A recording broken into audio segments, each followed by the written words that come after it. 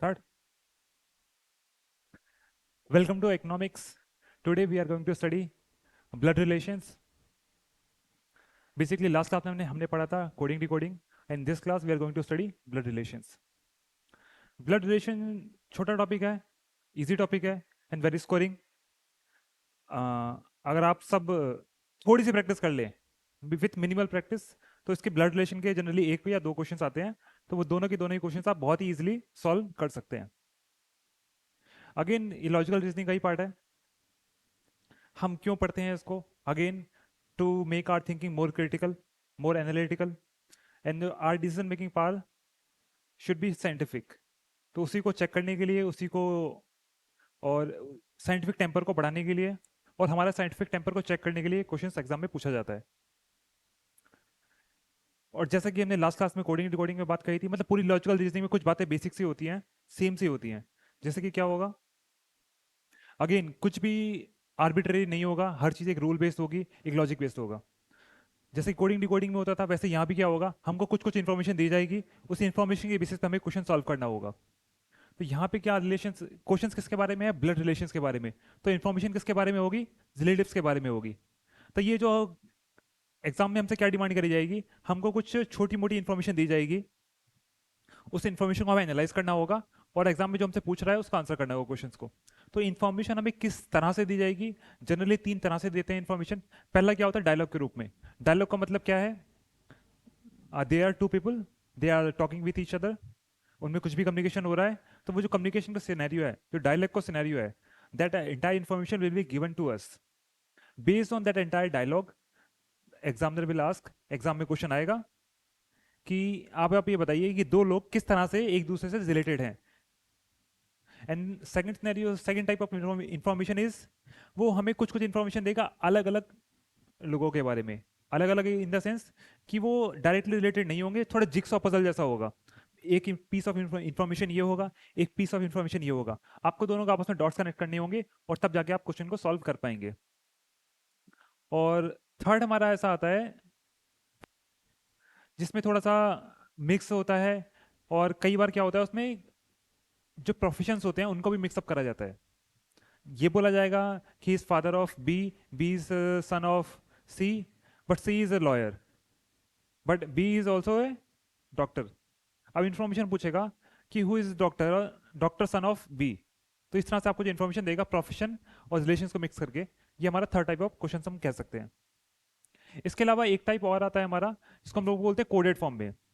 Coded in the sense कि हमको कुछ रूल्स बताएगा जिसके बेसिस पे वो एंटायर इन्फॉर्मेशन को क्या करेगा, कोडेड फॉर्म में देगा. यानी कि जैसे हमने कोडिंग डिकोडिंग पढ़ा था ना, इन्फॉर्मेशन को हम कन्वर्ट कर देते हैं रूल के अकॉर्डिंग, वैसे यहाँ पे क्या करते हैं, जो रिलेशन होता है, सपोज भाई का रिलेशन है तो उसको वो दिखा देगा प्लस से. Plus means A is brother of B and divide means sister.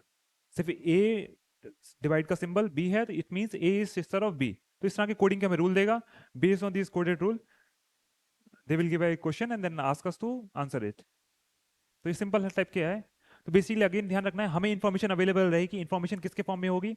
Dialogue के फॉर्म में हो सकती है, कोडेड फॉर्म में हो सकती है, जिक्सॉ पजल के फॉर्म में हो सकती है, या फिर मिक्स्ड फॉर्म में हो सकती है, जिसमें कि अलग अलग जनरेशंस और प्लस प्रोफेशंस को मिक्स करा जाए. तो इन्हीं के बेसिस पे हम लोग क्वेश्चंस के टाइप को भी 4 टाइप में डिवाइड कर देते हैं.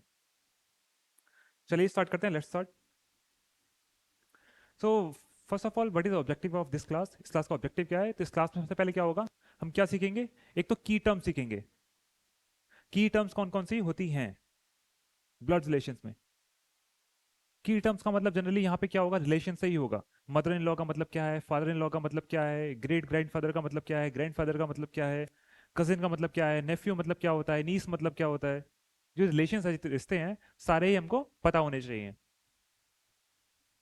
और सेकंड क्या है, ये जब टर्म्स हमें पता लग जाएंगे सारे के सारे रिलेशंस की, तो उसको हम लोग क्या करेंगे, लॉजिकल वे में उसको हम लोग अप्लाई करेंगे, ताकि जो हमारे कॉम्प्लेक्स फैमिली पजल्स दी जाती हैं, यानी कि जो क्वेश्चन दिया जा रहा है बेस्ड ऑन रिलेशंस, उसको हम लोग इजीली सॉल्व कर सके. लेकिन इसको सॉल्व करने के लिए क्या चाहिए होगा, हमें लॉजिक लगाना होगा. और लॉजिक किस बेसिस पे लगाएंगे? कुछ बेसिक टर्म्स पे. टर्म्स का मतलब रिलेशंस, कि आपको पता होना चाहिए कि एक्चुअली में नेफ्यू का मतलब क्या है, कजिन का मतलब क्या है, मदर इन लॉ का मतलब क्या है, ब्रदर इन लॉ का मतलब क्या है, ग्रैंडफादर और ग्रेट ग्रैंडफादर में क्या डिफरेंस है, फादर ऑफ ग्रैंडफादर क्या होता है, तो इस तरह की जो टर्म्स है आपको पता होनी चाहिए। अगर आपको टर्म्स पता होंगी, उनको लॉजिकली आप अप्लाई करके कितनी भी कॉम्प्लेक्स प्रॉब्लम आएगी उसको सॉल्व कर लेंगे, एग्जाम में आंसर कर पाएंगे।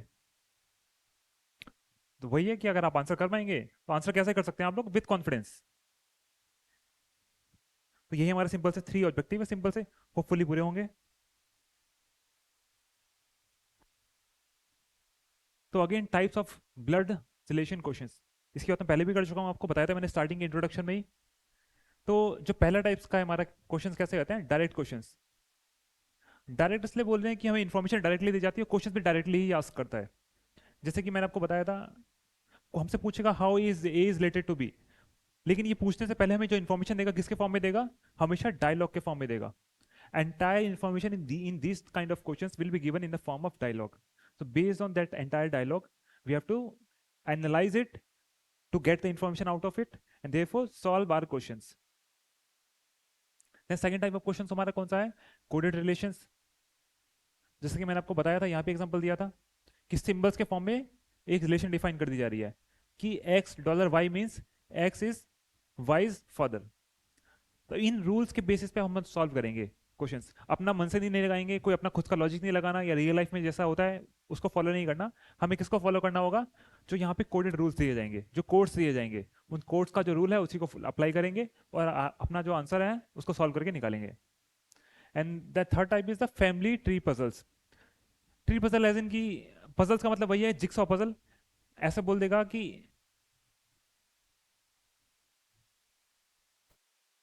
B is son of A, but बोल देगा A is not father of B. उसका मतलब फादर नहीं है तो कौन है? मदर हो गई। इसके बाद बोल देगा D is son of C, फिर बोल देगा B and D are brother and sisters. अब पूछेगा कि ए एंड सी के बीच में क्या रिलेशन है। तो आपको क्या है? जिक्सॉ पजल है, एक पजल आपको ये मिली, एक पजल आपको ये मिली, फिर लास्ट में थर्ड पजल ये मिली। तो ये जो कनेक्टिंग डॉट है, इससे आप इन दोनों के बारे में कुछ एनालिसिस कर पाएंगे। और लास्ट हमारा mixed blood relations. Mix blood relations का मतलब है अलग अलग जनरेशन को मिक्सअप करा जाएगा। जो ऊपर तीनों टाइप के क्वेश्चंस हैं उनको मिक्स करके प्लस वहाँ पे प्रोफेशंस या फिर एज वगैरह को इंक्लूड कर दिया जाएगा। जनरली हमारे जेआरएफ में तो इस तरह के क्वेश्चंस नहीं पूछता है, बट फिर भी हम कोशिश करेंगे कि इसको कर लें। लेकिन मिक्स ब्लड रिलेशंस करने से पहले हमें कौन से करने हैं? डायरेक्ट, कोडेड और फैमिली ट्री पजल्स। ये तीनों ही टाइप के जो क्वेश्चंस हैं हमको सॉल्व करने हैं, हमको सॉल्व करने आने चाहिए। Without being able to solve these three type of questions, direct questions, coded relations, and family tree puzzle type of questions, you won't be able to solve mixed blood relation type of questions. So therefore, make sure you practice enough questions to gain a upper hand, gain a confidence in yourself, so that you can so that you can solve all 4 type of questions.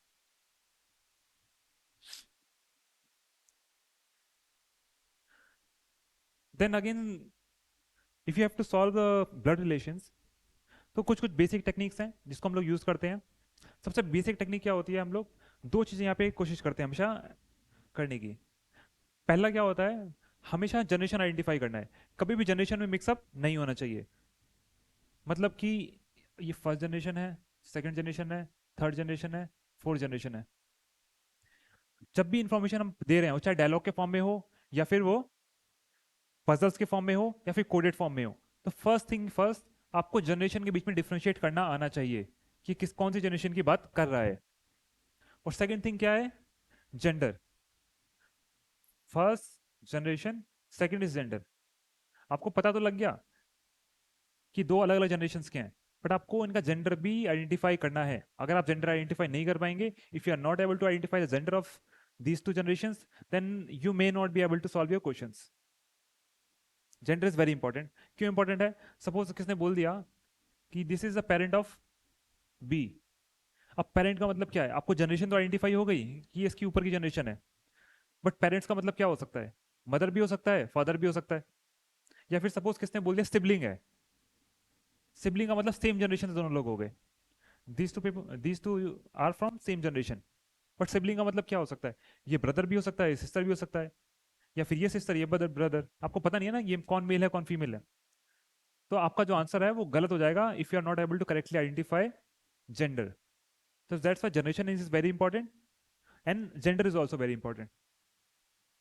Then उसके बाद अगर आपने एक बार gender identify कर लिया, generation generation identify कर ली, gender identify कर लिया, तो बेसिकली हम लोग कर क्या रहे हैं, ट्रेसिंग कर रहे हैं।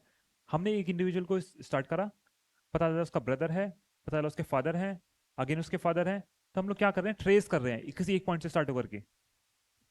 और अगर हमको कोई जैसे जिक्स ऑफ पजल में क्या होता है, सपोज एक ही इन्फॉर्मेशन इनके बारे में दी है, एक इन्फॉर्मेशन यहाँ से देनी स्टार्ट कर दी है, तो इसको कनेक्ट करना है हमें प्रायर इन्फॉर्मेशन से। तो वो कैसे होगा, आप ट्रेसिंग करना होगा आपको, जिसके बारे में इन्फॉर्मेशन दी है उसके पॉइंट ऑफ व्यू से। तो अगर आप ये तीनों अगर फॉलो करेंगे तो बेसिकली होगा क्या, तीनों को फॉलो करने से आप एक डायग्राम ड्रॉ करेंगे, और डायग्राम को हम क्या बोल देते हैं, फैमिली ट्री बोलता है जनरली। सो बेसिकली अगर आप जनरेशन आइडेंटिफाई कर रहे हैं, one generation, second generation, third generation, generation के साथ साथ आप अगर जेंडर भी आइडेंटिफाई कर ले रहे हैं, तो आप मार्क करेंगे कि जो ये कौन है, मेल है या फिर ये फीमेल है। तो जब भी ये मार्क कर रहे हैं और साथ में ड्रॉ कर रहे हैं, तो ये जो आप डायग्राम बन के आ रहा है ना आपके सामने, ये क्या है, फैमिली ट्री है। इसको कैसे ड्रॉ करते हैं, व्हाट आर द कैरेक्टरिस्टिक्स, इसको ड्रॉ करते टाइम क्या क्या ध्यान देना चाहिए, वी विल सी।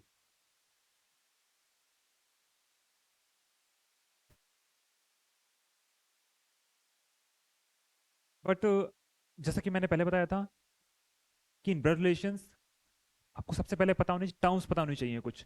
टर्म्स कैसी होती हैं, जो मैंने बताया था रिलेशंस, तो कुछ रिलेशंस जो कॉमन है मैंने यहाँ पे लिखे हैं, इसके अलावा भी बहुत सारे रिलेशंस होते हैं।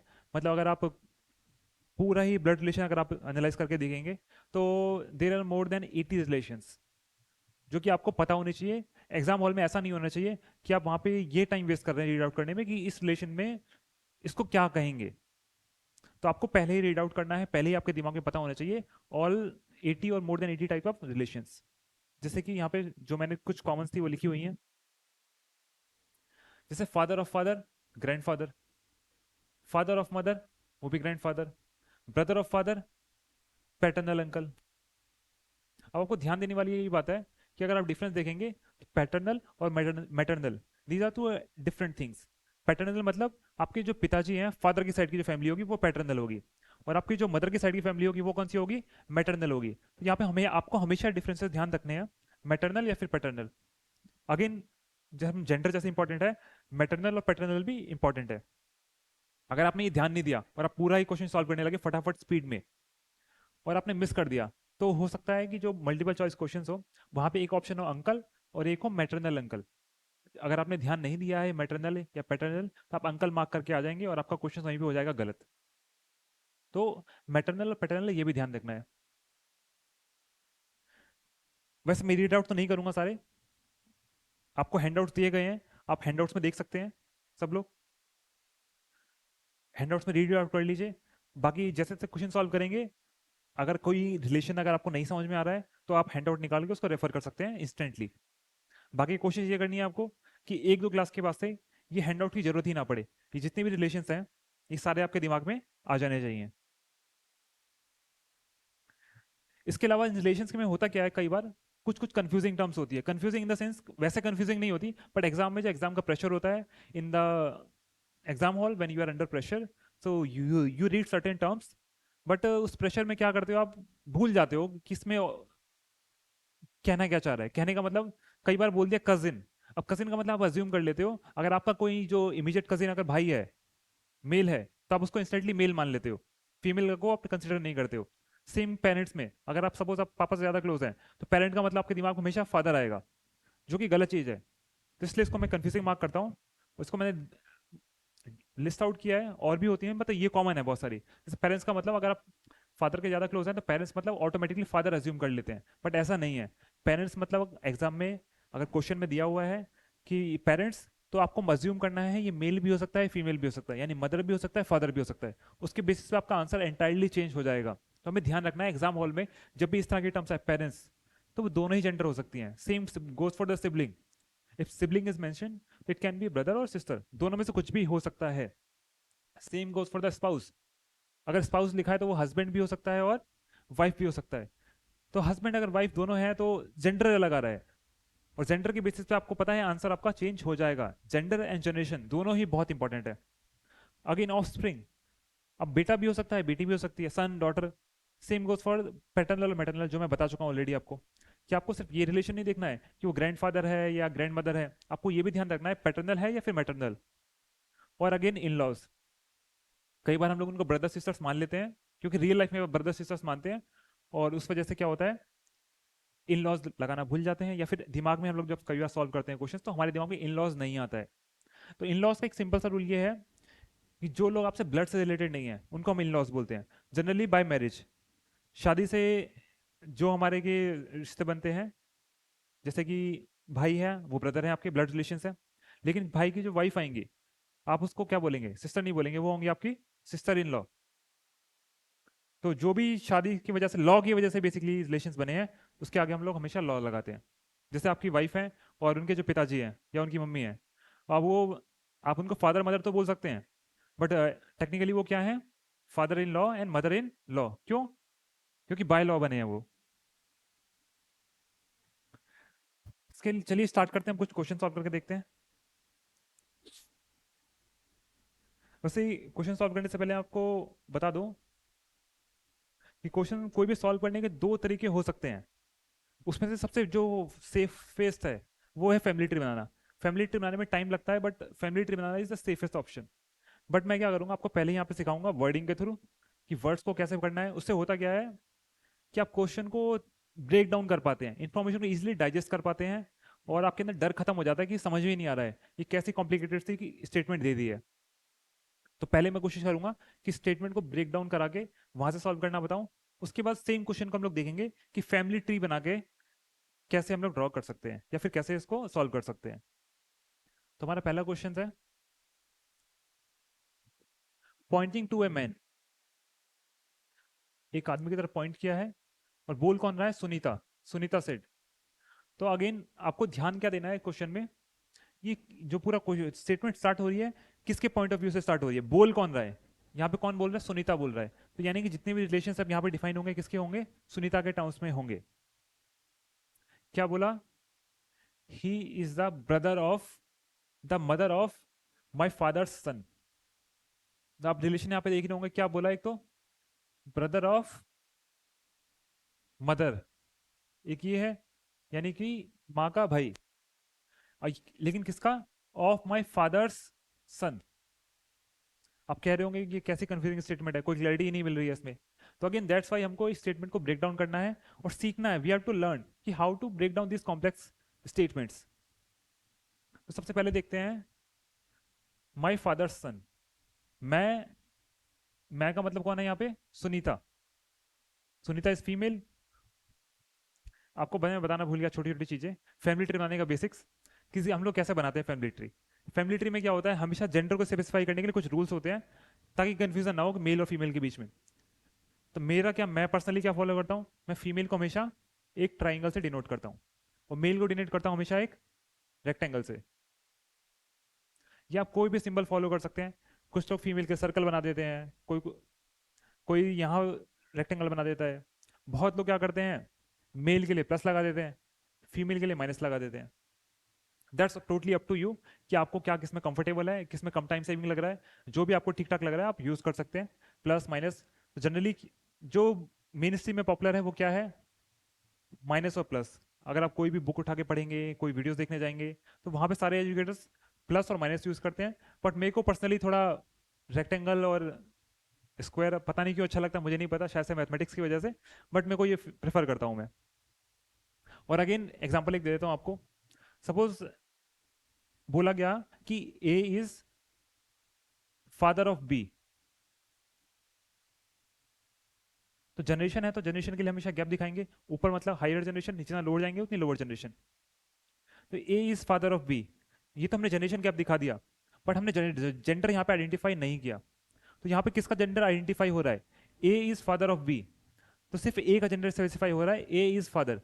तो हम बाद में कंफ्यूजन ना हो, या फिर कितनी इंफॉर्मेशन हमें अवेलेबल है हम लिख पाए उसको, तो हम लोग क्या करेंगे, ए के ऊपर क्या करेंगे, एक स्क्वायर बना देंगे, ऊपर बना दीजिए, बगल में बना दीजिए, या फिर ए को स्क्वायर में बना दीजिए, या फिर इसके ऊपर प्लस लगा लीजिए। जैसा भी आप कंफर्टेबल हो, जो भी आपका कंफर्ट जोन लगता हो उसको फॉलो करिए। ए इज फादर ऑफ बी, इतनी इंफॉर्मेशन मिल गई। तो इतनी इंफॉर्मेशन को हमने प्लॉट किया और प्लस जेंडर भी स्पेसिफाई कर दिया। अब अगेन हमें क्या बोलता है जनरली, जनरेशन को हम ऐसे आइडेंटिफाई करते हैं ऊपर नीचे लिख करके। और अगेन क्या होता है, हस्बैंड वाइफ यानी कि स्पाउस, उसको हम लोग कैसे दिखाते हैं, मैं जो मेरा पर्सनल तरीका है वो इक्वल दिखाने का है, क्योंकि दोनों इक्वल होते हैं। तो सपोज सी इज, अब इंफॉर्मेशन हमें एग्जाम में मिल रही है, क्वेश्चन में मिल रही है कि सी इज हस्बैंड ऑफ बी। तो अब तक हमें बी का जेंडर स्पेसिफाई नहीं था, हमें पता चला सी इज हस्बैंड, तो हस्बैंड वाइफ है, तो हमने इक्वल का साइन लगाया, दोनों इक्वल है। इक्वल का मतलब क्या है, दोनों हस्बैंड वाइफ है। C is husband of B, तो ये मतलब ये प्लस हस्बैंड का मतलब, अगर ये प्लस है तो अगेन यहाँ पे क्या होगा, ये रेक्टेंगल हो जाएगा यानी कि फीमेल हो जाएगा। अब यहाँ पे मुझको पता है आप जो स्माइल कर रहे हैं बहुत लोग, आप स्माइल सिर्फ इसलिए कर रहे हैं कि सर ये भी तो मेल हो सकता है या फिर ये भी तो फीमेल हो सकता है। तो मैं आप लोगों को बता दूं, हमारा यूजीसी अभी इतना मॉडर्न नहीं हुआ है, हमारा इंडिया अभी इतना मॉडर्न नहीं हुआ है कि आपको एग्जाम में इस तरह के क्वेश्चंस दे। एग्जाम में क्या है, एग्जाम के पॉइंट ऑफ व्यू से हम प्रोग्रेसिव नहीं है। हस्बैंड वाइफ अगर बोला जा रहा है या फिर दो स्पाउस बोला जा रहे हैं तो इसका मतलब एक मेल है और एक फीमेल है। कभी भी दो मेल दो फीमेल एग्जाम के पॉइंट ऑफ व्यू से हस्बैंड वाइफ या फिर मैरिड कपल नहीं हो सकते, स्पाउस नहीं हो सकते। तो वहां पे आपको अपनी मॉडर्न थिंकिंग नहीं लगानी है, हमको एग्जाम में मार्क्स गेन करने हैं। तो उसके लिए सिर्फ ये ध्यान रखना है कि अगर एक इंसान सी इज हस्बैंड ऑफ बी बोल दिया गया तो ऑटोमेटिकली बी का मतलब क्या है, वो फीमेल है, ये मेल और ये फीमेल। हमको यहीं तक फोकस रहना है, जेंडर आइडेंटिफाई करना है, जनरेशन आइडेंटिफाई करना है। पॉलिटिक्स में क्या चल रहा है उससे हमें मतलब नहीं है, हमारा फोकस है एग्जाम क्रैक करना और आगे बढ़ना। हम सोसाइटी में चेंज लाना चाहते हैं, बट अभी हमारा पॉइंट ऑफ व्यू, हम यहाँ पे लड़ाई नहीं लड़ेंगे कि यहीं पे सारी डिबेट नहीं करेंगे कि सर जेंडर ऐसा नहीं है, same same sex marriage allowed होनी चाहिए। वो बात की बात है, अभी एग्जाम निकालते हैं, एग्जाम क्रैक करते हैं, यूनिवर्सिटी में जाएंगे, वहां पे डिबेट करेंगे, वहां पे डिबेट भी करेंगे, डिसेंट भी करेंगे, सब कुछ करेंगे। तो अगेन इक्वल टू का मतलब हस्बैंड वाइफ या स्पाउसेस। और अगर भाई दिखाना हो, सपोज बी का कोई भाई है, तो भाई दिखाने के लिए क्या करते हैं हम लोग, अगेन एक एरो बनाते हैं। सपोज डी है, लेकिन एरो कैसी होगी, हॉरिजेंटल होगी, सेम लेवल पे होगी, जो कि दिखाएगा दोनों की सेम जनरेशन से है। तो अगर आपको समझ में आ रहा होगा तो कर क्या रहे हैं बेसिकली हम लोग, अगर जनरेशन चेंज हो रही है तो एरो अपवर्ड या फिर डाउनवर्ड है। अपवर्ड डाउनवर्ड किसके बेसिस पे है कि किसका रिलेशन किससे है, मतलब A is father of B और बी इज सन ऑफ ए, उसके बेसिस पे एरो हम लोग अपवर्ड डाउनवर्ड लगा रहे हैं जनरेशन में डिफरेंशिएट करने के लिए। और सेम जनरेशन में क्या चेंज हो सकता है, या तो भाई होगा या फिर कजिन्स होंगे, उनके लिए हम लोग ऐसे एरो बना देते हैं दोनों साइड में बाई डायरेक्शनल। और अगर हस्बैंड वाइफ है तो क्या करते हैं, इक्वल टू का साइन लगा देते हैं। तो यहाँ पे कंफ्यूजन नहीं होना है आपको, ये बेसिक सा रूल्स है। बाकी हम लोग क्वेश्चन सॉल्व करेंगे, कुछ कुछ डायग्राम्स ड्रॉ करते रहेंगे तो आपको और क्लियर हो जाएगा। कहीं पे कंफ्यूजन हो तो रोक लेना। आप क्या कहना चाह रहे हैं? ठीक, नहीं अब फादर इन लॉ की बात करेंगे तो अगेन बेसिक है ना, मतलब suppose A A is father of B है, तो सिंपल सा बेसिक है, इट इज कि इनका फादर इन लॉ होगा ये। अगर आप पूछेंगे बी का फादर इन लॉ तो बेसिकली यहाँ पे एक एरो बनाएंगे हम। सपोज ये एफ है, सपोज ऐसा कहते हैं एफ इज फादर ऑफ सी, तो ऑब्वियसली एफ क्या है, बी के फादर इन लॉ। हाँ यहाँ पे एक और चीज है, एग्जाम में जब भी क्वेश्चन पूछता है तो रिलेशन पूछेगा बिटवीन एफ एंड बी, तो हमेशा पूछेगा एफ के पॉइंट ऑफ व्यू से कि एफ बी का क्या लगता है या फिर बी जो है ए का क्या लगता है। तो जो हमेशा पॉइंट ऑफ व्यू है वो आपको हमेशा ध्यान रखना है, एग्जाम्पल में जल्दबाजी में बिल्कुल मिस आउट नहीं कर देना है। सपोज अगर वो पूछ रहा है इस क्वेश्चन में कि बी ए का क्या लगता है, तो आपको क्या बोलना है, सन। लेकिन आपसे ये पूछ रहा है कि ए बी का क्या लगता है, तो आपको क्या बोलना है, फादर। यानी कि how A is related to B, तो आपको बोलना है फादर। वो पूछ रहा है how B is related to A, तो आपको क्या बोलना है, सन। तो पूरा क्वेश्चन आपने फैमिली ट्री बना लिया, बहुत इजीली सॉल्व कर लिया, पूरे कॉम्प्लेक्स इक्वेशन को तोड़ लिया। लेकिन लास्ट मोमेंट पे थोड़ी सी जल्दबाजी में अगर आपने ये ध्यान नहीं दिया कि रिलेशन किसके बीच में पूछ रहा है, फ्रॉम बी के पॉइंट ऑफ व्यू से या फिर ए के पॉइंट ऑफ व्यू से, तो आपका एंटायर क्वेश्चन जितना भी आपने एफर्ट लगाया था, जितना टाइम लगाया था, सब वेस्ट हो जाएगा। तो कूल मतलब एकदम कूल माइंड से हमेशा एग्जाम सॉल्व करते टाइम ध्यान रखना है कि किसके पॉइंट ऑफ व्यू से पूछा जा रहा है। इतना क्लियर है?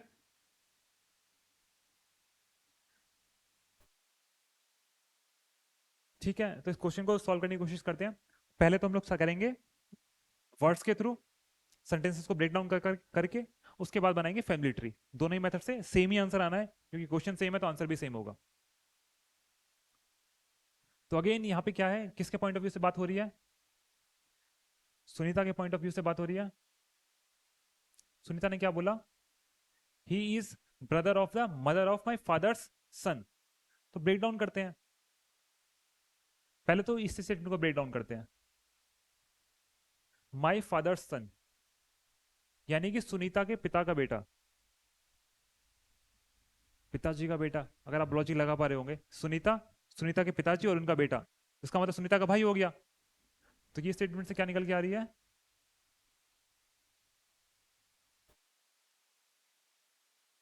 Brother of.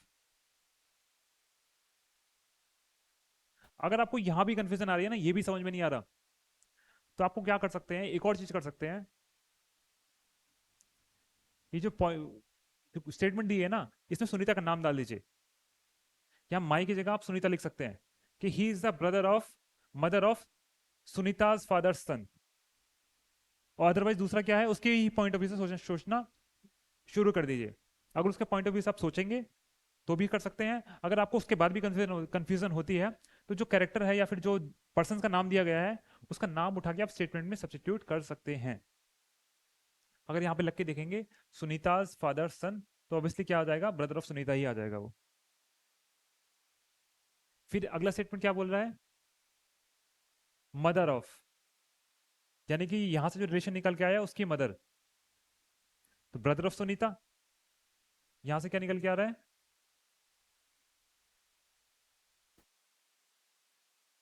Mother of Sunita. मतलब उनके भाई की मदर हो या उनकी खुद की मदर हो, एक ही बात है। तो मदर हो गया, मदर ऑफ सुनीता।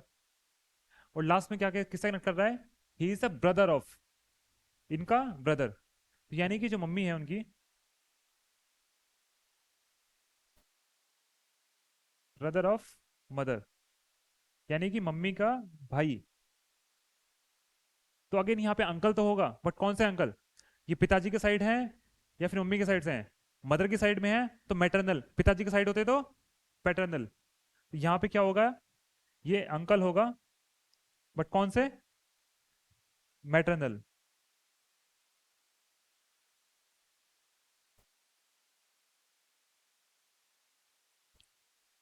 कौन सा ऑप्शन होगा हमारा? C option is the right answer, maternal uncle. इसलिए समझ में आया, हमने कुछ नहीं किया।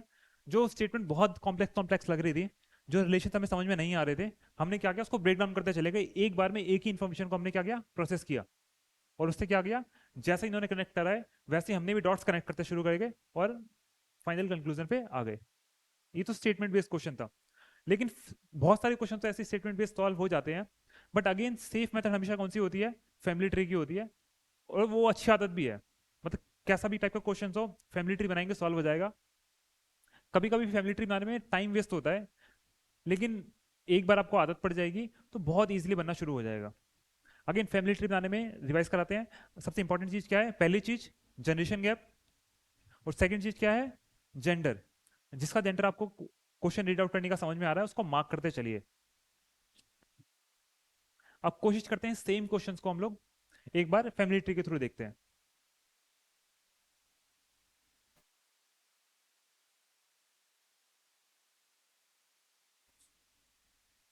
माई फादर्स सन,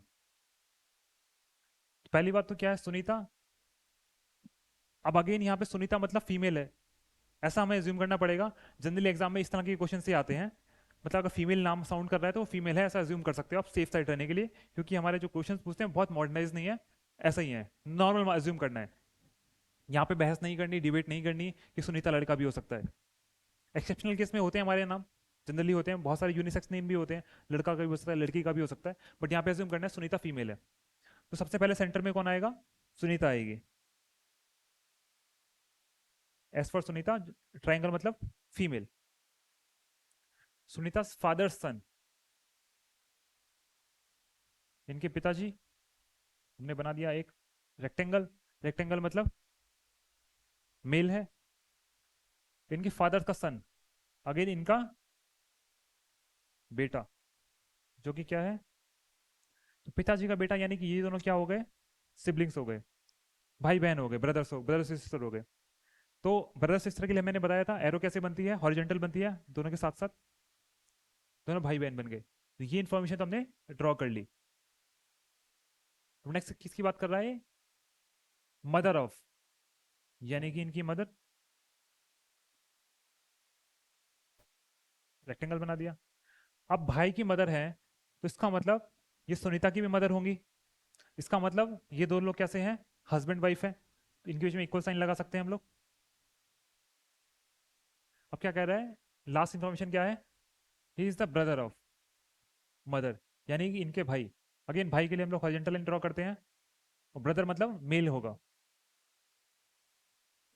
तो जितनी इन्फॉर्मेशन हमें दी थी हमने पूरी ड्रॉ कर ली है, एक फैमिली चार्ट ड्रॉ कर लिया है, या फैमिली ट्री भी ड्रॉ कर लिया है बेस्ड ऑन इन्फॉर्मेशन। अब हमसे पूछ रहा है how is the man related to Sunita, यानी कि जो इंसान है ये सुनीता से कैसे रिलेटेड है।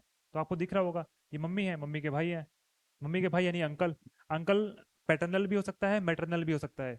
तो मदर की साइड से हैं, therefore maternal uncle. See the statement in the starting, this statement seems very absurd and very complex, but as soon as you start breaking it down in simple terms, you will come to know that कि हाँ ये तो बहुत easy है, we can do it, ऐसे ही लगता है। मैंने जानबूझ के थोड़ा कॉम्प्लेक्स एग्जांपल स्टार्टिंग में ही रखा था, ताकि आपको कॉन्फिडेंस गेन्स हो और आपको लगे कि नहीं ये तो ऐसे ही है, और एक्चुअल में पूरा ब्लड रिलेशन ऐसे ही है। आपको सिर्फ क्या पता होना चाहिए, एक दो बार प्रैक्टिस करेंगे, फैमिली चार्ट बनाना आ जाएगा, जेंडर स्पेसिफाई करना आ जाएगा, ध्यान रखना आएगा एग्जाम में आंसर करते टाइम कि जेंडर क्या होना चाहिए, और साथ साथ स्टेटमेंट्स में कंफ्यूज नहीं होना है, एक बार में एक ही रिलेशन को कंसीडर करना है। इतनी स्टेटमेंट को हमने कंसीडर किया, उसके बाद जो नेक्स्ट पीस है उसके बाद जोड़ा, पहले इसको ब्रेक डाउन करके एनालाइज कर लिया है, उसके बाद नेक्स्ट इन्फॉर्मेशन को उसमें एडिशन कर रहे हैं हम लोग, एक साथ पूरा ड्रॉ नहीं कर रहे हैं। ये पूरा फैमिली चार्ट एक साथ नहीं बना है, पहले एक रिलेशन बना है, सेकंड रिलेशन बना है, थर्ड रिलेशन बना है, फोर्थ रिलेशन बना है, उसके बाद एग्जाम हमसे जो पूछा गया क्वेश्चन में इन दो के बीच का रिलेशन वो हमने निकाला है। पूरी चीज एक बार में नहीं करी है, तो आपको भी यही करना है, स्मॉल स्मॉल ब्रेक डाउन करके। ठीक है, क्लियर, मूव करें। नोट डाउन तो नहीं करना कुछ, इसमें क्या नोट डाउन, इसमें क्या नोट डाउन करोगे, हैंडआउट्स में मेंशन है ये सब।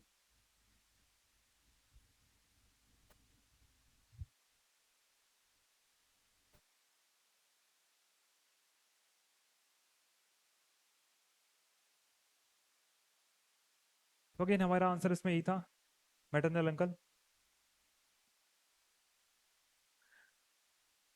नेक्स्ट क्वेश्चन है, आप लोग अटेम्प्ट करना चाहेंगे क्या, कोई ट्राई करना चाहेगा, ठीक है एक बार ट्राई कर लो।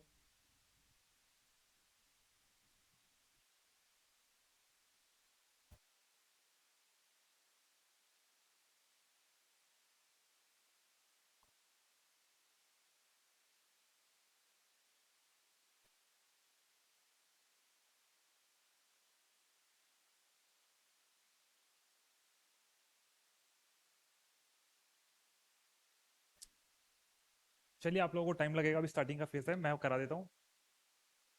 बाकी जो वर्कशीट मिलेगी उसकी आप क्वेश्चन घर पे जाके आराम से प्रैक्टिस कर सकते हैं, नहीं सॉल्व होगा तो आगे पूछिए नेक्स्ट क्लास में। कोडिंग डिकोडिंग तो आपने एक भी क्वेश्चन नहीं पूछाने के बाद कि सर ये क्वेश्चन समझ में नहीं आया कैसे सॉल्व हो पाया, तो ऐसे तो एग्जाम नहीं होगा ना।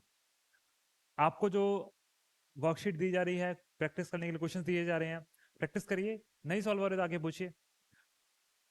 अगर सारे सॉल्व कर पा रहे हैं फिर तो बहुत अच्छी बात है, बहुत ब्रिलियंट है, इस बार आपका जेआरएफ निकल रहा है। और अगर आप प्रैक्टिस नहीं कर रहे हैं तो फिर भी गारंटी है 100% की नेट भी नहीं निकलेगा आपका। देख लीजिए, प्रैक्टिस कर लीजिए, बहुत इजी इजी क्वेश्चन है, बहुत इजी इजी टॉपिक्स है हमारे, बहुत प्यारे प्यारे, स्टार्टिंग में इसीलिए इजी टॉपिक्स करा रहा हूँ मैं कि आपको कॉन्फिडेंस गेन हो। चलिए नेक्स्ट क्वेश्चन करते हैं। अगेन इसको हम लोग कैसे करेंगे, पहले कोशिश करेंगे वर्ड्स को तोड़ के, जो सेंटेंसेस है, जो गिवन इन्फॉर्मेशन है, उसको ब्रेक डाउन करके इन्फॉर्मेशन निकाल ली जाए, और फिर सेकंड अटेम्प्ट करेंगे हम लोग कैसे, फैमिली ट्री बना करके। अब अगेन क्या है, कृष्णा किससे बात कर रहा है, रिंकी से बात कर रहा है, दो लोगों के बीच में कम्युनिकेशन है, कृष्णा एंड रिंकी, यानी कि डायलॉग टाइप का क्वेश्चन है, ये इन्फॉर्मेशन डायलॉग के फॉर्म में दी हुई है। You are the only daughter in law. Only का मतलब क्या हो गया कि अकेली इकलौती, इसके अलावा और कोई नहीं एग्जिस्ट नहीं करता। तो ये इन्फॉर्मेशन जब भी आपके पास ओनली आ रहा है तो आपके दिमाग में हमेशा ध्यान रखना है कि अकेला ही हो सकता है, यानी कि इनका जो बेटा होगा, यानी इनके हस्बैंड अकेलौते अपने मदर और फादर के, तो आपको वहां से इन्फॉर्मेशन आती है तो आपको मिल जाना चाहिए कि इनका कोई सिबलिंग नहीं है। यू आर द ओनली, यहाँ पे यू का मतलब कौन है? अगेन अगर यू से आप कंफ्यूज हो रहे हैं तो किससे बात हो रही है? रिंकी को बोल रहा है ना, रिंकी से बात कर रहा है, तो ये हो गया रिंकी। यानी कि ऐसे भी लिख सकते हैं, Rinki is only daughter in law. अब इतना लिखते हैं, किसका? Of father of grandfather of. Again इसको दो पार्ट में करते हैं।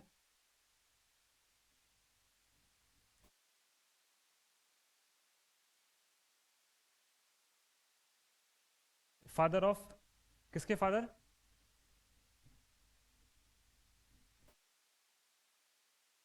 Grandfather of my brothers daughter. किसके ब्रदर की बात हो रही है? कृष्णा के ब्रदर की बात हो रही है। ये किसके फादर हैं?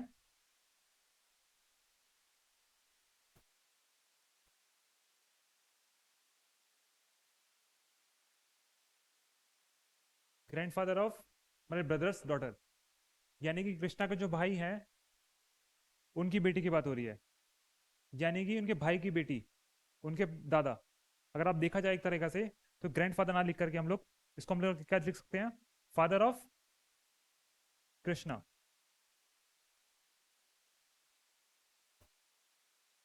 ठीक,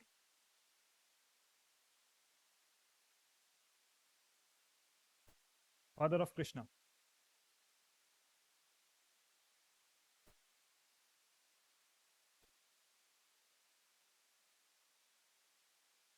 तो अब अगेन हमसे क्या पूछा था स्टेटमेंट से?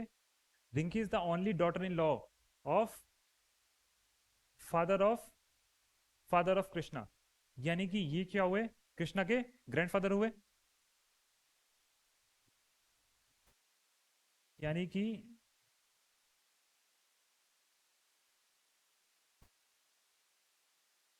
कृष्णाज ग्रैंडफादर। और रिंकी क्या है? उनकी डॉटर इन लॉ है, यानी कि इनकी डॉटर इन लॉ कौन है? रिंकी है। हमको क्या पूछ रहा है क्वेश्चन में? How is Rinki related to Krishna, कि रिंकी कृष्णा से कैसे रिलेटेड है। अब यहाँ पे आपको ध्यान देने वाली बात यह है कि दादा है, उनकी जनरेशन ये हुई, कृष्णा इनकी नीचे वाली जनरेशन में होंगे, और ये क्या है?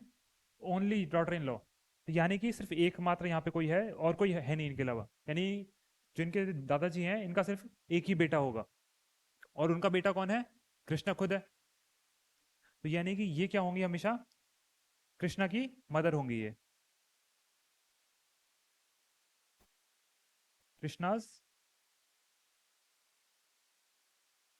मदर।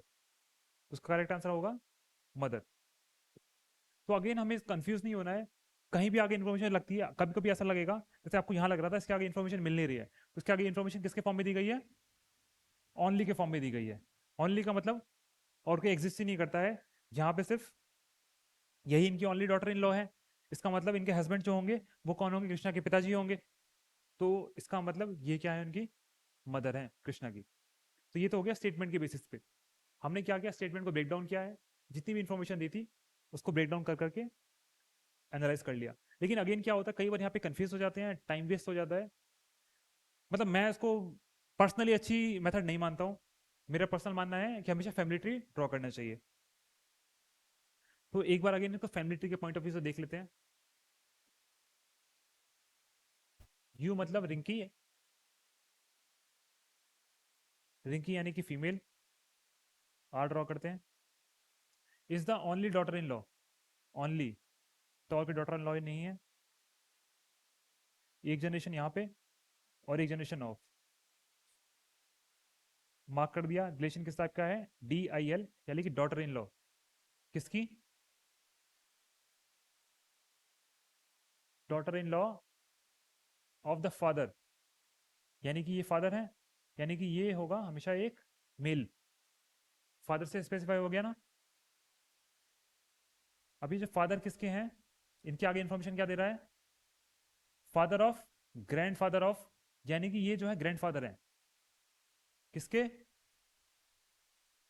अब ग्रैंडफादर है, पहले मतलब क्या होगा, एक और इंसान, ये ग्रैंडफादर है, मतलब यहाँ पे एक रिलेशन और इसके नीचे एक और यहाँ पे एक जनरेशन।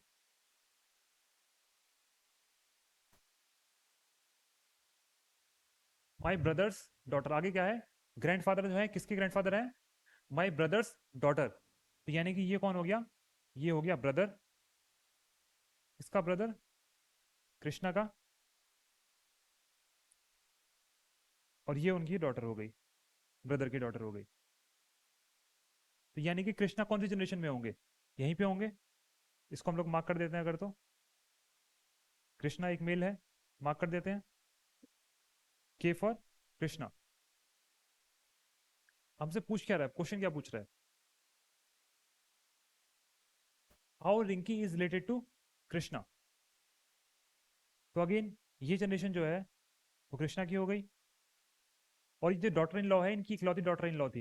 इसका मतलब क्या हो गया, ये जो हस्बैंड है, ये जो मेल फिगर है, वो इनका क्या होगा, हस्बैंड होगा। तो ये दोनों हस्बैंड वाइफ, और उसके नीचे की जनरेशन में कौन है, दो भाई हैं और ये इकलौते बेटे थे।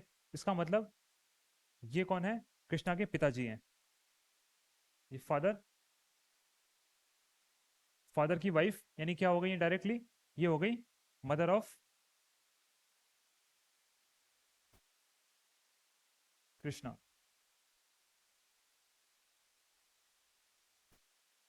एक बार फिर से देख लेते हैं, स्टार्टिंग में इन्होंने क्या किया, you are the only daughter in law, यानी कि Rinki is the only daughter in law. तुम सबसे पहले रिंकी को ड्रॉ करा, किसकी डॉटर इन लॉ है, मेल फिगर है, क्योंकि डॉटर इन लॉ बोल रहा है वो।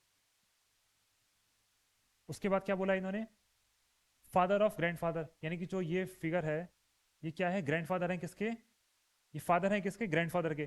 तो हमने एक जनरेशन गैप दिखाया, और फिर अगेन क्या, ये ग्रैंडफादर है, तो हमने दो जनरेशन ड्रॉ कर ली। अभी हमें इन्फॉर्मेशन नहीं है दोनों जनरेशन के बारे में, तो हमने सर्कल बना के जनरेशन सिर्फ शो कर दिया। उसके आगे बोल रहा है, अब हमें इन्फॉर्मेशन आ गई ग्रैंडफादर किसके हैं, माई ब्रदर्स डॉटर, यानी कि ये जो जनरेशन थी ये कृष्णा के ब्रदर थे, और जो नीचे वाली जनरेशन थी क्या थी, उनके भाई की बेटी, ब्रदर्स डॉटर। तो फिर हमने को पता लग गया जब भाई हैं तो ये दोनों क्या है, हमने यहाँ पे कृष्णा को डिनोट कर दिया मेल से, और ये भी ब्रदर है, तो एक्चुअली में ये भी एक रेक्टेंगल बनेगा क्योंकि ये भी मेल फिगर है। इतनी इन्फॉर्मेशन के बाद पूरा फैमिली चार्ट ड्रॉ हो चुका है। इसके बेसिस पे चाहे जितने क्वेश्चंस पूछे जाएं, डजेंट मैटर कि कितने क्वेश्चंस पूछ रहे हैं, सारे ही आप सॉल्व कर सकते हैं इजीली। अब इन लास्ट में हमसे क्या पूछा, how is Rinki related to Krishna. ये कृष्णा है, ये कृष्णा के पिताजी हैं, ये उनकी वाइफ है, पिताजी की वाइफ मदर होती हैं, तो हमेशा इसका आंसर क्या होगा, मदर होगा। तो आपको ये क्वेश्चन लग रहा होगा कॉम्प्लेक्स, स्टार्टिंग में नहीं समझ में आ रहा होगा, लेकिन अगर आप इसकी प्रैक्टिस करेंगे तो इजीली बन जाएगा। अभी आपको टाइम टेकिंग लग रहा होगा, लेकिन अगर आप इसको इंस्टेंटली ड्रॉ करना शुरू करेंगे तो बहुत इजीली बन जाएगा। इसे मैं आपको बना के दिखाता हूँ एक बार फर्स्ट से। जैसे कि you are the only daughter in law, तो सबसे पहले क्या है, डॉटर इन लॉ मतलब फीमेल फिगर, हमने रेक्टेंगल ड्रॉ किया। आप माइनस भी बना सकते हैं फीमेल के लिए, और ये रिंकी, इसके ऊपर एक जनरेशन, एक नहीं, रिंकी, उसके ऊपर एक जनरेशन, ये क्या है, डॉटर इन लॉ है। ऑफ क्या है, फादर ऑफ, फादर का मतलब ये मेल फिगर हुआ। अभी फादर ऑफ किसका है, ग्रैंडफादर, यानी कि जो फादर है ये भी किसी ग्रैंडफादर है। तो अभी ये चेन एक अलग चल रही है, तो इसके बगल में एक और चेन बनाएंगे, किसकी, अगेन ग्रैंडफादर की। तो एक जनरेशन, उसके नीचे एक और जनरेशन, और ये एक और जनरेशन। ये फादर है इसके, किसके, ग्रैंडफादर के। ये कौन है, ग्रैंडफादर है, फादर ऑफ ग्रैंडफादर बोल रहा है ना, फादर ऑफ ग्रैंडफादर। और ये क्या है, एक जनरेशन, ये दो जनरेशन। दो जनरेशन के बारे में अभी इन्फॉर्मेशन नहीं है। जैसे हमने रीड आउट किया आगे, grandfather of my brothers daughter, तो ये हो गया ब्रदर, ये हो गई डॉटर।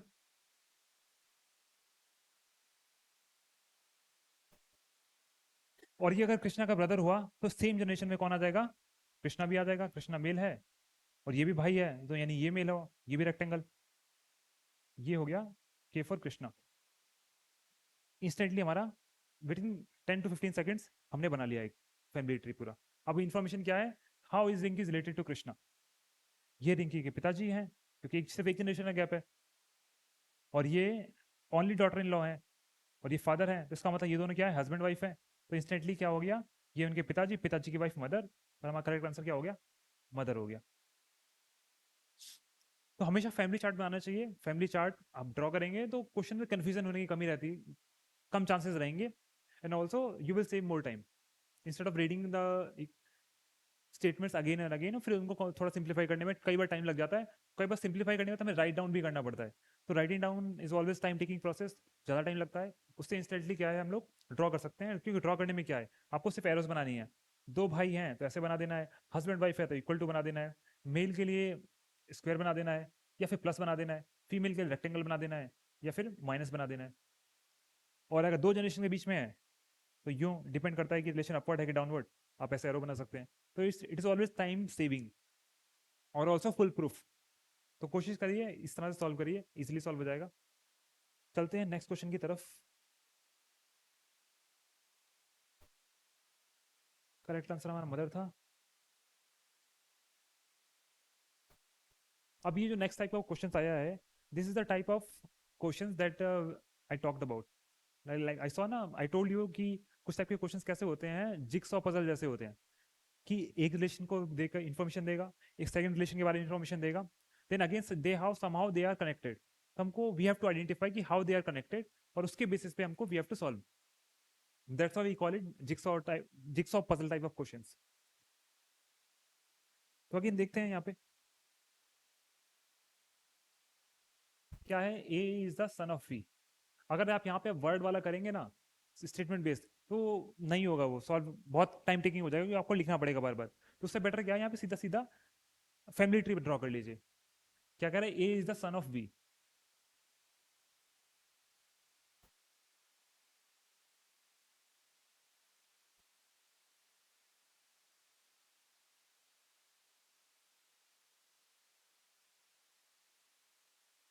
यहाँ पे जेंडर किसका स्पेसिफाई, बी का कोई जेंडर है क्या, नहीं, ए का है, ए इज द सन।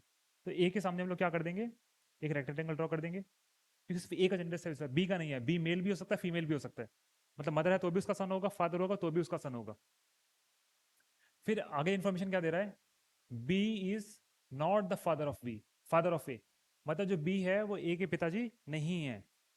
इसका मतलब क्या है, पिताजी नहीं है तो कौन होगा फिर, कह रहा है A is son of B, but B is not father, तो इसका मतलब ऑब्वियसली क्या नहीं, मदर है। तो मदर के लिए हम लोग क्या करेंगे, एक रेक्टेंगल ड्रॉ कर देंगे। फिर हमें आगे की इन्फॉर्मेशन क्या दे रहा है, C is the daughter of D. अब सी और डी यहाँ दोनों इंटरकनेक्टेड नहीं है, आपको दिख रहा होगा। तो एक पजल का एक पार्ट मिला, अब पजल का अगला पार्ट है, सी डॉटर है, तो रेक्टेंगल बना देंगे। ऑफ किसकी डॉटर है ये, डी की। दोनों अलग अलग इंफॉर्मेशन है, अलग अलग, अभी तक लिंक नहीं है। पजल का एक पार्ट ये है, पजल का एक पार्ट ये है। फिर आगे बोल रहा है B and D are married couple, यानी बी और डी क्या है, मैरिड कपल है। मैरिड कपल है तो हम इक्वल टू का साइन लगा देंगे। और अगर मैरिड कपल हैं, ये फीमेल है, इसका मतलब क्या होगा, ये मेल होगा ही होगा। अब पूछ रहा है हमसे, इंफॉर्मेशन जितनी भी क्वेश्चन में दी थी वो खत्म हो गई है। अब हमारा क्वेश्चन स्टार्ट होता है कि how is A related to C, यानी कि ए सी से कैसे रिलेटेड है।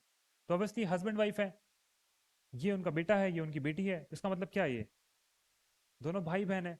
बट अगेन यहाँ पे आंसर चेंज हो जाएगा। अब कैसे पूछ रहा है, how is A related to C, A C से कैसे रिलेटेड है, तो क्या होगा, ये ब्रदर होगा। अगर अगर ये पूछता कि हाउ, इसी क्वेश्चन में पूछता how C is related to A, how C is related to A, अगर ऐसा पूछता तो क्या हो जाता, सिस्टर हो जाता। तो यहाँ लेकिन यहाँ पे पूछा है हाउ ए इज रिलेटेड। तो एग्जाम में आपने पूरा क्वेश्चन ड्रॉ कर लिया, पूरी इन्फॉर्मेशन निकाल ली, फैमिली ट्री ड्रॉ कर लिया, अगर लास्ट में यहाँ कंफ्यूजन कर दिया आपने, आपने खाली क्विकली क्या करा, जल्दबाजी के चक्कर में बोल दिया कि हाँ दोनों भाई बहन तो हैं, और यहाँ पे ब्रदर भी है, ऑप्शन में यहाँ दिया नहीं है, लेकिन अगर यहाँ सिस्टर लिखा होता तो वो इसलिए मार्क कर दे सिस्टर, तो वो गलत हो जाता। तो हमें ध्यान रखना है कि लास्ट मोमेंट तक भी जेंडर स्पेसिफाई करना है और किसके पॉइंट ऑफ व्यू से पूछ रहा है। तो पूछ रहा है how A is related to C, तो ए सी से कैसे रिलेटेड है, ए सी का भाई है, तो करेक्ट आंसर इज ब्रदर। अभी थोड़ा टाइम जल्दी हो रहा है ना, इजीली हो रहा है, समझ में भी आ रहा होगा। हाँ तो फैमिली ट्री इजी है, जितने जैसे ड्रॉ करते रहोगे, जैसे प्रैक्टिस करते रहोगे हो जाएगा। बस जो बेसिक से रूल है उन्हीं को फॉलो करना है। फीमेल के लिए रेक्टेंगल या माइनस, मेल के लिए प्लस या फिर रेक्टेंगल, और एरोज कैसे बनाने हैं, दो जनरेशन के बीच में upward downward arrow, same generation के बीच में हॉरिजॉन्टल एरो।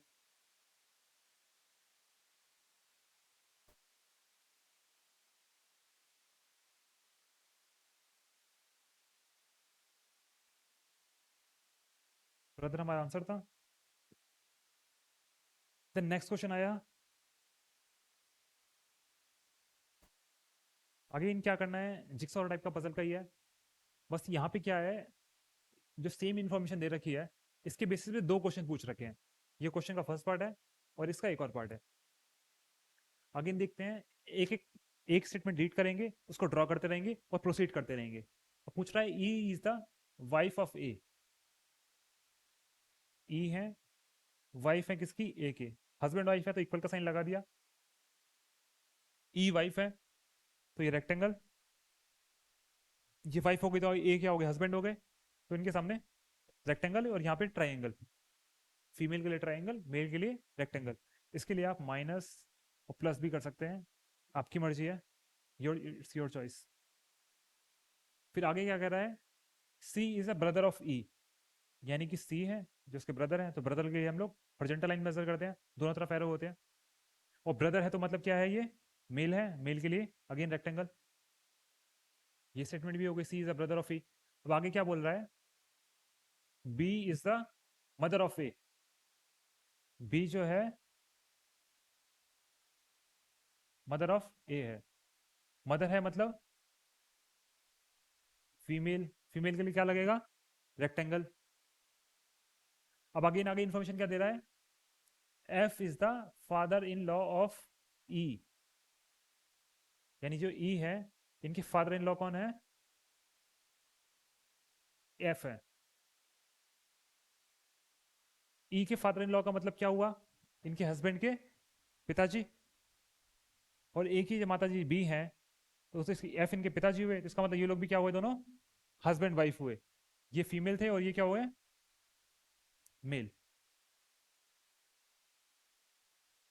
हमारे पास अब तक कोई इंफॉर्मेशन खत्म नहीं हुई है, एक स्टेटमेंट और बची हुई है। क्या स्टेटमेंट बची है, G is the mother in law of B, यानी जो बी है इनकी एक मदर इन लॉ है, क्या नाम है उनका, जी। इतना समझ में आ रहा है आप लोगों को। स्टेटमेंट ज्यादा दी हुई थी, फैमिली ट्री थोड़ा बड़ा बना है, ये मैंने यहाँ साइड में बना दिया है, टेक्निकली ये ऊपर जाना चाहिए था, लेकिन एक ही बात है, आप समझ पा रहे होंगे। जितनी स्टेटमेंट दी थी पूरे को हमने इजीली बहुत ड्रॉ कर लिया है। अब हमसे क्वेश्चन पूछ रहा है, क्या पूछ रहा है, हाउ इज रिलेटेड टू जी, यानी कि ई जो है जी से कैसे रिलेटेड है। तो अगर आप देख पा रहे होंगे, जो रिलेशन है पूरा जी का, वो किसकी साइड से आ रहा है, हस्बैंड की साइड से आ रहा है, ई के पॉइंट ऑफ व्यू से। रिलेशन पूछा ना हाउ ई इज रिलेटेड, मतलब ई के पॉइंट ऑफ व्यू से हम लोग देखेंगे। तो ई के पॉइंट ऑफ व्यू से ये जो पूरी चेन चल रही है, ये हस्बैंड की साइड से चल रही है, तो इसका मतलब सारे रिलेशन कैसे होंगे, लॉ में होंगे, इन लॉ में आएंगे, सारे ही इन लॉ में आएंगे। तो ये क्या होगा, बी तक अगर हम लोग आते हैं, तो बी क्या है, मदर इन लॉ, फीमेल है, मदर इन लॉ है, और मदर इन लॉ की मदर इन लॉ है सास की मम्मी, सास की सास, सास की सास। तो ई कैसे रिलेटेड है उनकी, अजी जैसे हम लोग बोलेंगे, अजी या बहू बोल लीजिए, हिंदी में बोल लीजिए, बेसिकली ग्रैंड डॉटर बनी बनेगी, ग्रैंड ग्रैंड डॉटर बनेगी। तो ये हो जाएगा हमारा।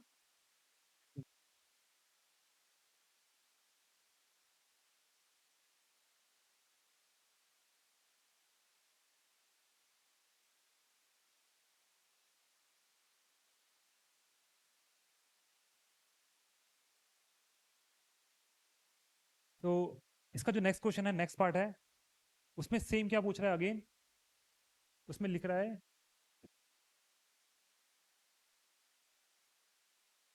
How G is related to F. मतलब जी के पॉइंट ऑफ व्यू से जी और एफ का रिलेशन पूछ रहा है।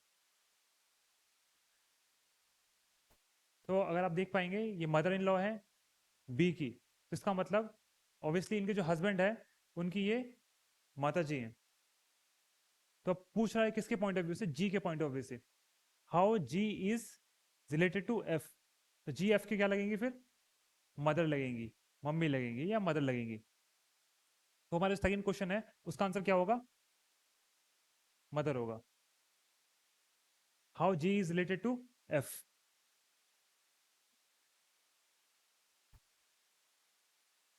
पहले वाले का हमारा ये था granddaughter in law. Then second question, how G is related to F. तो हमने जो ड्रॉ किया हुआ था, यहाँ पे जी था और यहाँ पे एफ थे, एफ और यहाँ पे जो फिगर थी मैं भूल गया, ई थी,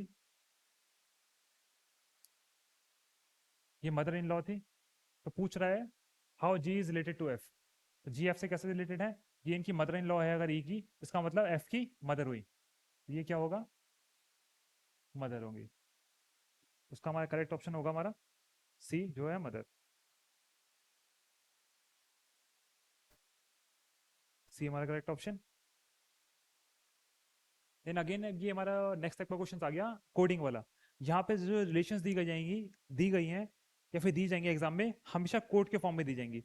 कोड के फॉर्म में देने का मतलब क्या है, भाई का एक कोड होगा, सिस्टर का एक कोड होगा, मदर इन लॉ का एक कोड होगा, फादर इन लॉ का एक कोड होगा। सारे ही रिलेशंस के लिए कोई ना कोई कोड दे होंगे। अब वो कोड कौन सा होगा आपको अज्यूम नहीं करना है, वो एग्जाम में साफ साफ लिखा होगा। जैसे कि अगर आप यहाँ पे देख पा रहे हैं, तो यहाँ से लेकर के यहाँ तक सिर्फ कोड दिए गए हैं। अगर ये सिंबल है तो इसका कोड क्या है, ये है कि R is wife of S. Plus है तो प्लस का मतलब क्या है, सन का है। माइनस मतलब क्या है, फादर है। डिवीजन मतलब क्या है, ब्रदर है।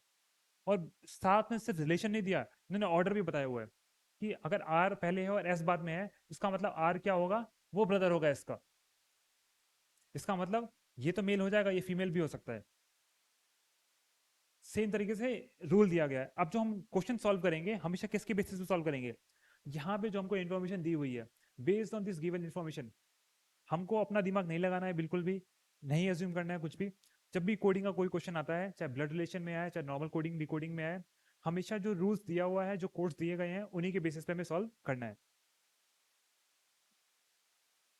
कोशिश करते हैं सॉल्व करने की। तो यहाँ तक हमने इसने रूल दिया है और यहाँ से हमारा क्वेश्चन स्टार्ट है।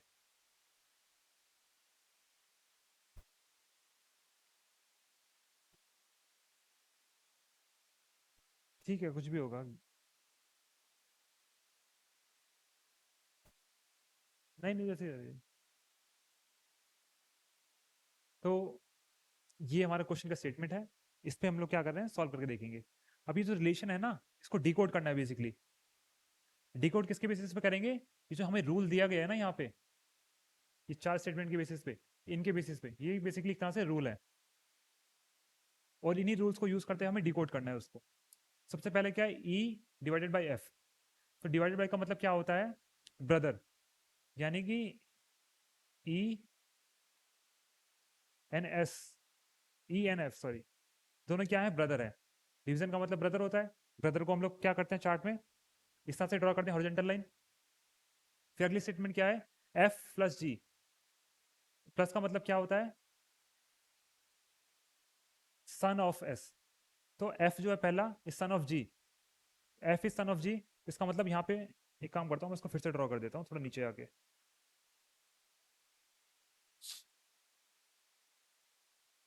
पहला डिवीजन था, डिवीजन का मतलब था ब्रदर, तो ई और एफ।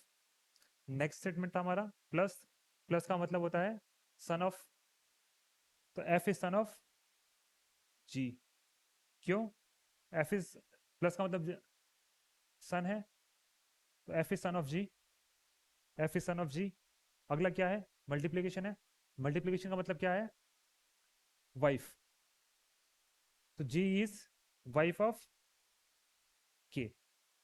यानी पहला डिवीजन था, डिवीजन का मतलब ब्रदर होता है, हमने ब्रदर डिनोट किया। फिर अगला प्लस है, प्लस का मतलब एज पर रूल क्या है? सन है, तो हमने कर दिया एफ इज सन ऑफ जी। फिर अगला है मल्टीप्लाई एक्स, एक्स का मतलब हमारा क्या है? वाइफ का है, तो जी इज वाइफ ऑफ के। अब यहाँ पे जैसे हमें पता लगा जी इज वाइफ ऑफ के, ये क्या होगा हमारा? फीमेल होगा। और ई एन एफ और ब्रदर्स हैं, ऐसा हमें यहाँ से पता चला है। तो इसका मतलब यहाँ पे जेंडर किसका स्पेसिफाई हो रहा है? क्या दोनों ही लोगों का हो रहा है, ई और एफ का, या सिर्फ किसी एक का हो रहा है? सिर्फ एक का हो रहा है। किसका हो रहा है? ई का हो रहा है। ई क्या है यहाँ पे? रेक्टेंगल लगेगा, क्योंकि ई ए, ई ब्रदर है, ये फीमेल भी हो सकता है। हमने जेंडर स्पेसिफाई कर दिए, ये दोनों हस्बैंड वाइफ हैं, तो ये रेक्टेंगल यानी कि मेल। अब हमसे पूछ रहा है हाउ के इज रिलेटेड टू ई, यानी के ई से कैसे रिलेटेड हैं? कैसे रिलेटेड होंगे? दोनों भाई भाई हैं, ये इनके मम्मी हैं, ये इनके पिताजी हैं। तो अगेन ध्यान देना किसके पॉइंट ऑफ व्यू से बात हो रही है? के पॉइंट ऑफ व्यू बात किया। हाउ के इज रिलेटेड टू ई, कैसे होगा? हमेशा फादर।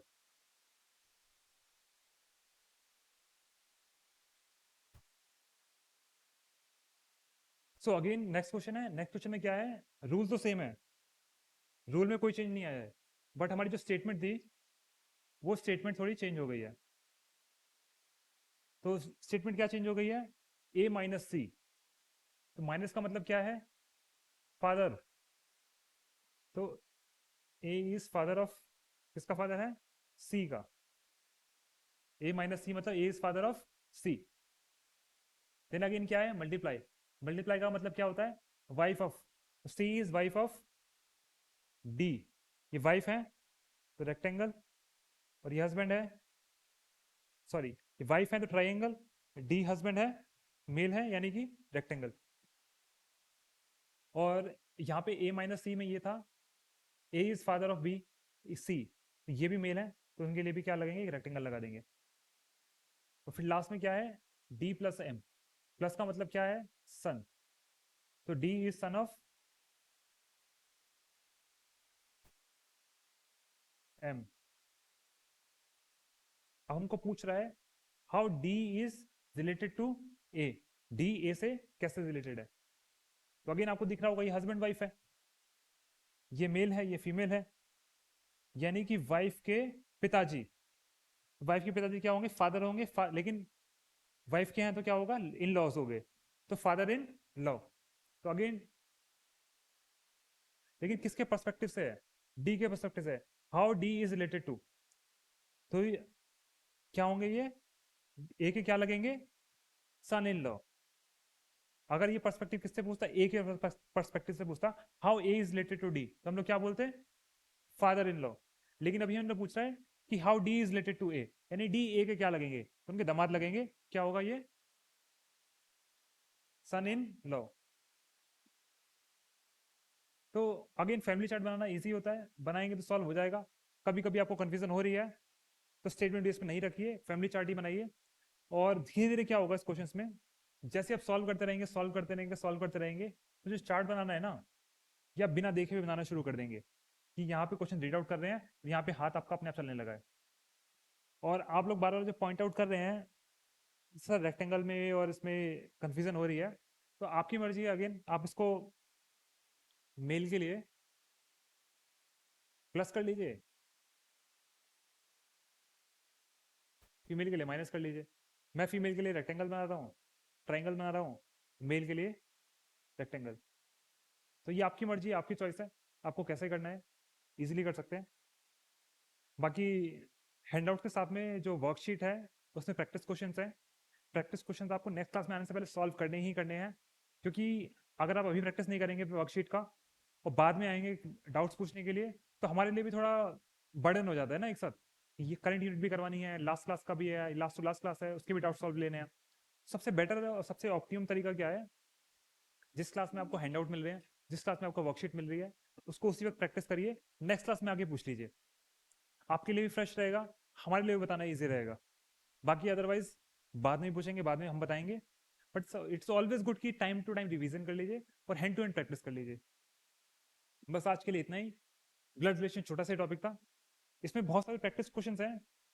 आप एक बार वर्कशीट सॉल्व कर लीजिए, उसके बाद अगर जो डाउट सेशन रखेंगे, डाउट क्लास रखेंगे, उसी में आपको जो जो क्वेश्चन आपको सॉल्व नहीं हो रहे, सबको कंपाइल करके एक साथ क्लासरूम में सॉल्व कर देंगे। तो वो एक तरह से प्रैक्टिस भी हो जाएगा, किसी की क्लास छूट गई है उसके लिए रिवीजन हो जाएगी, और आपको जो डाउट है आपके लिए डाउट क्लियर हो जाएगा। तो होपफुली जो नेक्स्ट क्लास होगी वो मोस्ट लाइकली क्वेश्चंस के ऊपर ही होगी। लेकिन अगेन ये आप पे डिपेंड करता है कि आप कितने क्वेश्चन सॉल्व करके डाउट पूछ रहे हैं। अगर इनफ क्वेश्चंस नहीं होंगे तो अगेन नेक्स्ट क्लास जो होगी कंटेंट ही वाली ही होगी।